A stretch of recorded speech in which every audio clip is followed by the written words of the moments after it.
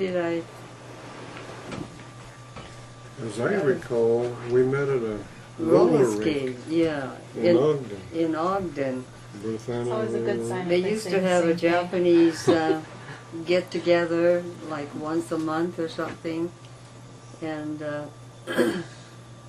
we met there, but I didn't really, just met him, that's all. Nothing happened after that, huh? And after that, we went on a double date. He was with another girl and I was with another guy.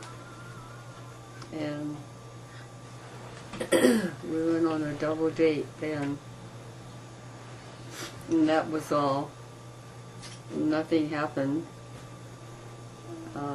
until I went to see, when I went to see my grandparents in Japan, he was serving in the army. And his sister gave me a service address. And she says, when you get there, look him up. And I couldn't find him because Army wouldn't release where he was or anything, that kind of question. Well, the address was APO San Francisco, Army Post Office San Francisco, so that really doesn't tell you anything. Yeah. So I didn't find him, but when I came back and he got out of the Army, he came to see me one day and he says, why didn't you look me up when you were in Japan? And that was the start.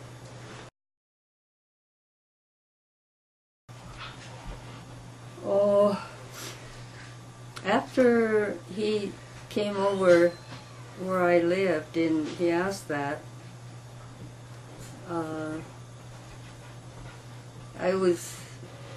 I liked him, you know, from the time I saw him. And so he asked me for a date, and I had to call him and said I can't keep that date because this other guy that I was seeing asked me to go steady. They don't call steady anymore nowadays, but if they ask you to be a steady, you're not supposed to go out with anybody else. But I didn't want to just call him and say I can't go out with you. I wanted to explain because I still liked him. So I asked him to meet me at the drugstore. And he came and met me at the drugstore, and I told him I can't go out with you because this other guy asked me to go steady. You know something? What? That happened before I went in the Army. No. Yeah. Because I remember. No, because... You were going with this George Sakashta? You going brother. steady with... No, Brother. Yeah, George Sakashta's brother. Yeah. You were going steady with him, so you said you couldn't go out with him. But that was before. Oh, before? Yeah. Oh. Okay.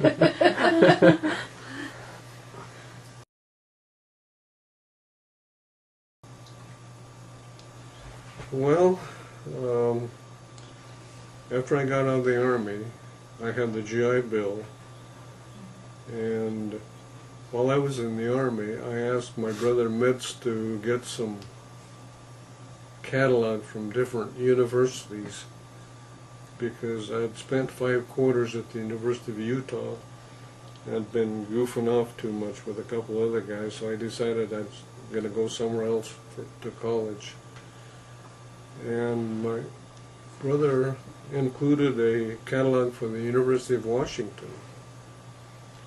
And I got looking through all the catalogs, and this Washington catalog looked interesting to me, so I decided to go up there. So I drove up there and looked around, and things like that. And I was dating Kik a few times before I went up there. And then when I came back, And I told her I planned to go to school in Seattle. And I asked her if she wanted to go up there with me. So he never said, "Will you marry me?" And Well, that was implied. but he didn't say those words, and he didn't get on his knees. And when he asked that, I didn't really want to, because I said I wanted to have a wedding. And he didn't want to wait because he had already reserved married quarters at the University of Washington housing. He did that with, and so I said, well, I want to have a wedding, and so I didn't really want to go. So he said, well, if you don't go with me, then I'll go over there and marry somebody else. So I went with him. And we got married in Reno on the way up to Seattle. Yeah, so Toshio's brother drove us to the train station, and we caught a train and went to Reno and got married there. But before we left, my father, when I told him that I was going to go and marry him, he says, because I wasn't having wedding or anything and I was the oldest girl, he said he disowned me. But when we went to catch the train, they still came and saw us off. But that was it. I didn't have any communication or anything until we had Steve. Then, after they had Steve came along, they had a grandson, and so we started to communicate again.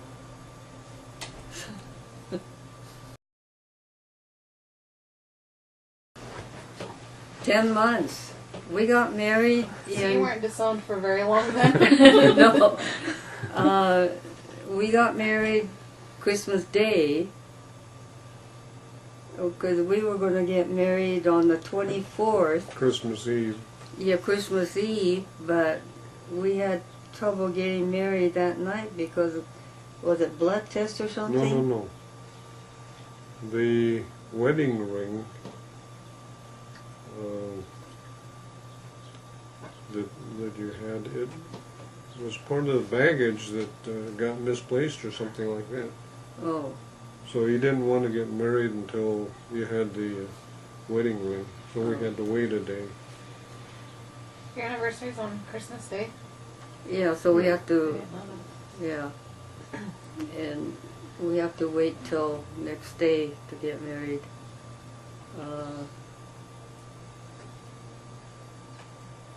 So actually, Steve was born 9.5 months later. He was born just October 12th, right? It's 10 months later. Well, we were That's married much. on Christmas Day, and he That's was 10 born and a half on months. October the 12th. So that's 10 and a half 10 and a months. half months. 10 months. Yeah. Oh, okay. 10 and a half months. How old were you guys when you got married? 24th. Both of you were? Uh-huh. Yeah. We had to wait. We couldn't get married we got there day before Christmas, huh? Mm-hmm. And we couldn't get married that day. We slept in the same room, but I wouldn't have any sex. And so, not until after we were married. And that's why I don't know, it must have happened right after I went through the cycle. And all of a sudden I just got pregnant, I guess, because he came along in October.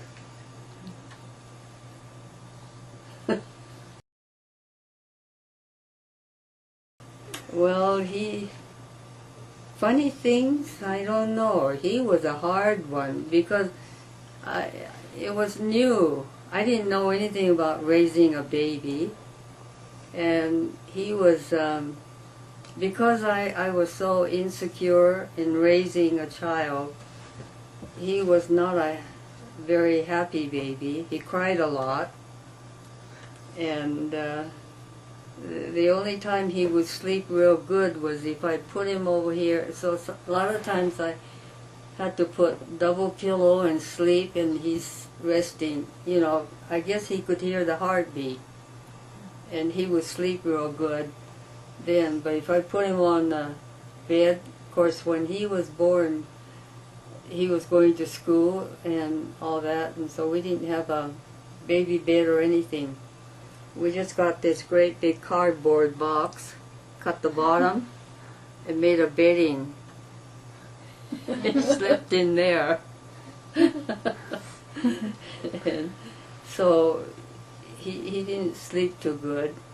And every time he cried, I thought he was hungry, so I'd feed him. One time I overfed him, and he just threw up all the milk he was drinking.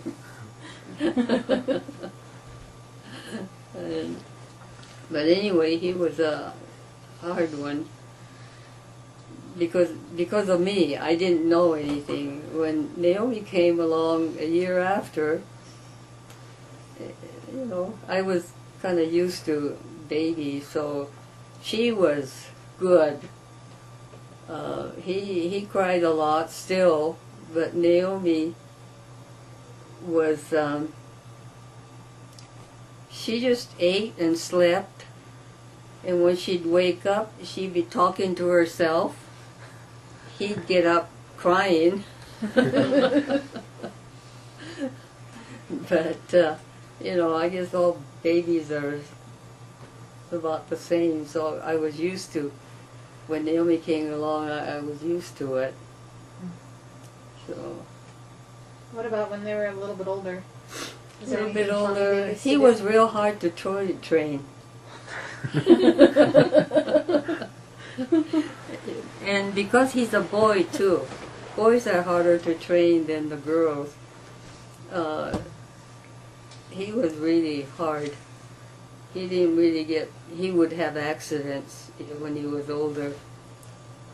Naomi, when she was 18 months old, I got this little toilet, a chair-like toilet, and I bought her a little panty with a lace in the back, and I told her, if you need to go, just pull your pants down and sit down and go. And that's what she did. And he was still having accidents because I didn't know how to train a boy.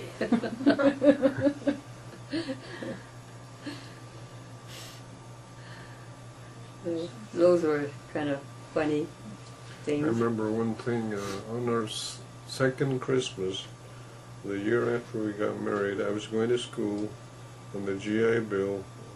We had very little income, and the day before Christmas, we went out to a Christmas lot and bought a little tree for 25 cents.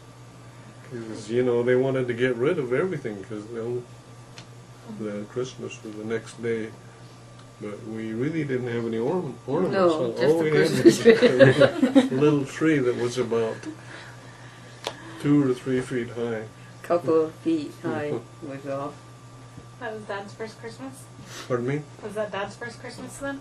Yeah. Yeah, yeah. Well, when we got there, you know, we left here with your suitcase. I only had one suitcase, right? And you had one. I thought we had 2 suitcases. 2 cases each? I'm not sure. I see, we got married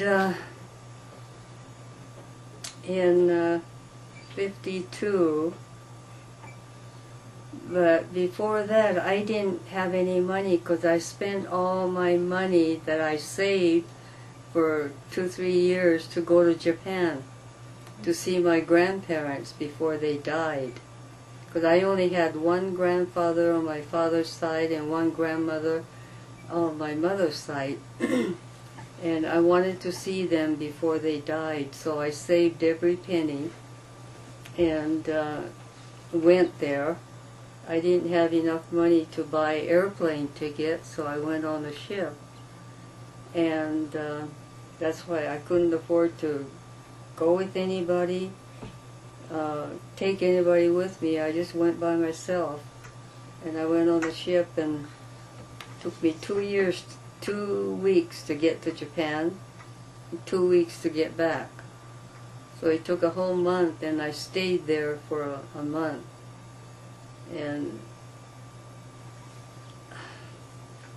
I worked 8 hours. After work, I knew some people that was growing strawberries. So after work, I would go to this place to pick strawberries to make extra money to add to my savings until it got dark, and I come home and I crochet different things and I sell those so I could earn enough money to go, and it was only $1,000 that it cost to go on a ship, but I still had to have extra money to spend when I got there. So $1,000 at that time was a lot of money, because I was only making $1.30 something an hour. That's how cheap the hourly wage was, minimum wage was, like $1.25 or $1.35 or something like that. What was your job? Packaging nuts and candies. They still have that. It was Associated Foods on the west side, on 21st South, and that's the only job that,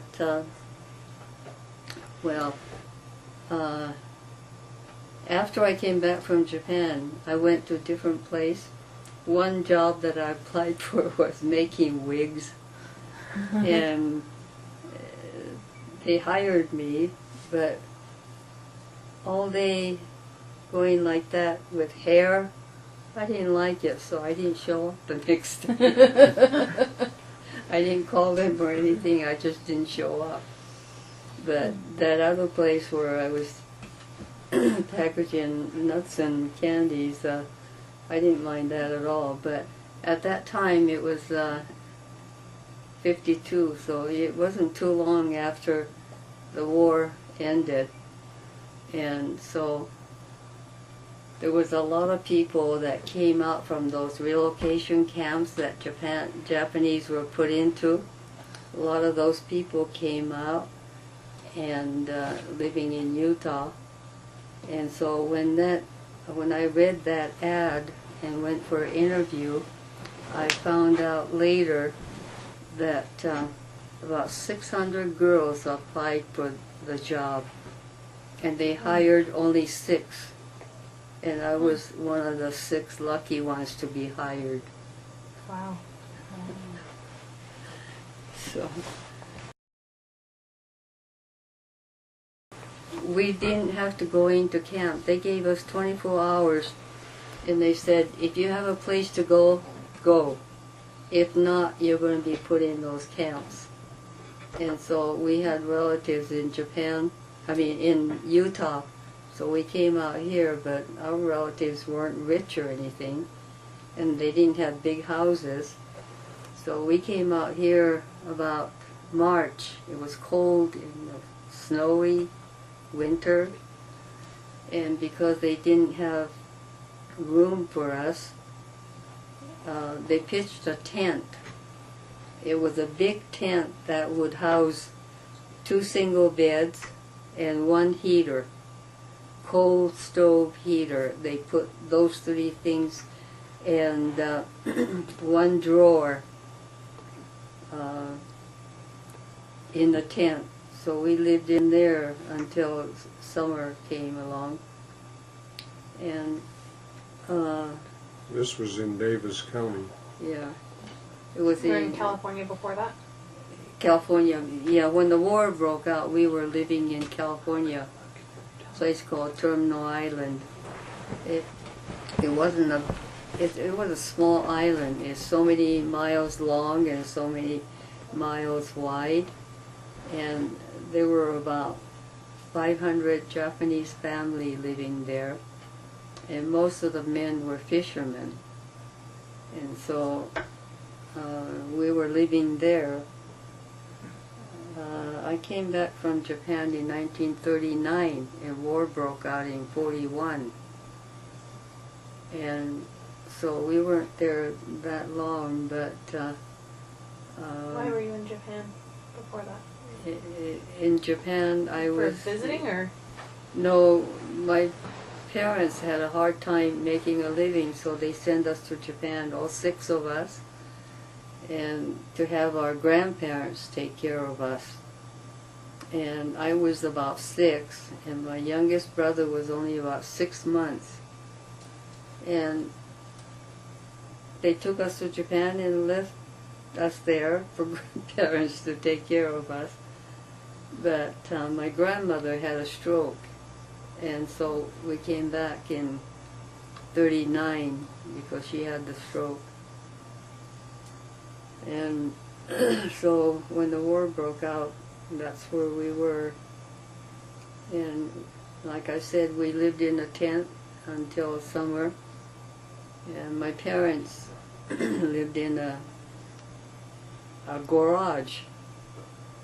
They had my brother, 2 brothers, and my parents were living in this makeshift garage that they made a room. And 4 of us girls lived in a tent.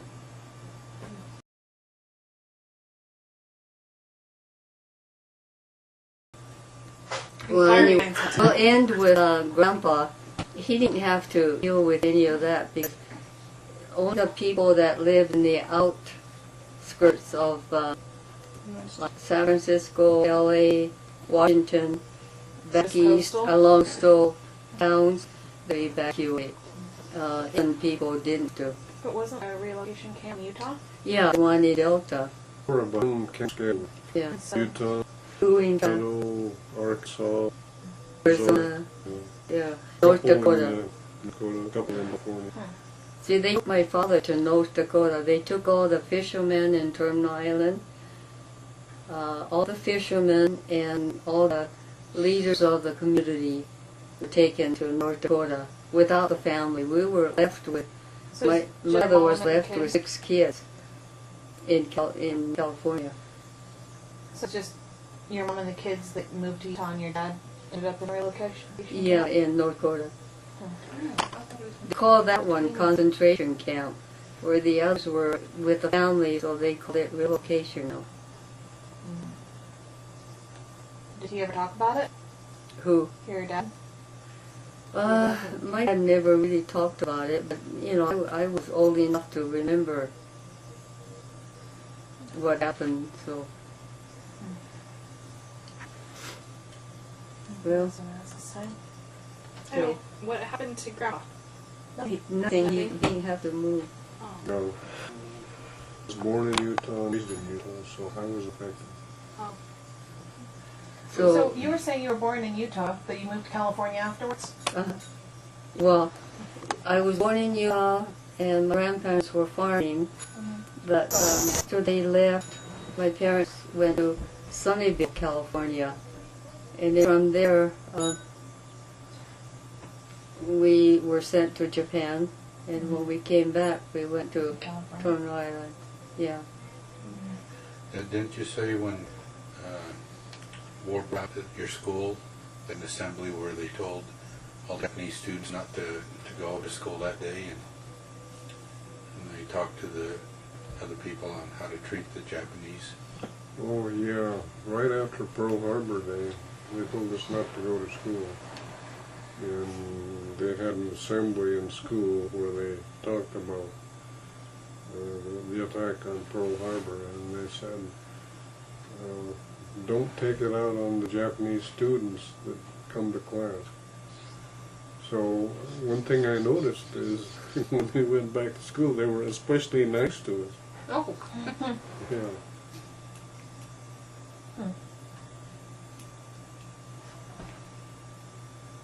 Were there I a don't lot? know whether you had the same experience or not. No, because when we came Oh, out, you were still in Terminal Island. when the war broke out, Yeah. yeah, Mhm. and my mother didn't know where the kids were, and finally, I guess all the kids were around it, except they couldn't find me. I was out there playing baseball. Where exactly is Terminal Island? It's across from a place called San Francisco, You mean San Pedro, San Pedro, Southern California. It's Yeah. south of Los Angeles. yeah. Whereabouts is it from Long Beach? I don't think it's Long too Beach far is from closer Beach. than Los Angeles. Mhm.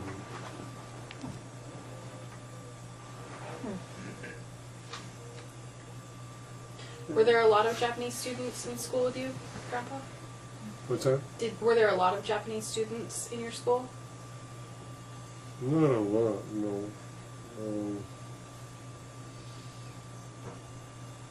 Well, there were us, the four brothers and a sister, and I don't remember whether there were any other Japanese in that junior high school. So just your family? There seems like there was, but I can't remember who. So there weren't a lot of Japanese in high school. So initially they were nice to you. Did that change? No, it stayed about the same. There were a couple that, that didn't like Japanese because of Pearl Harbor, and they were kind of snotty. Most of them were real nice.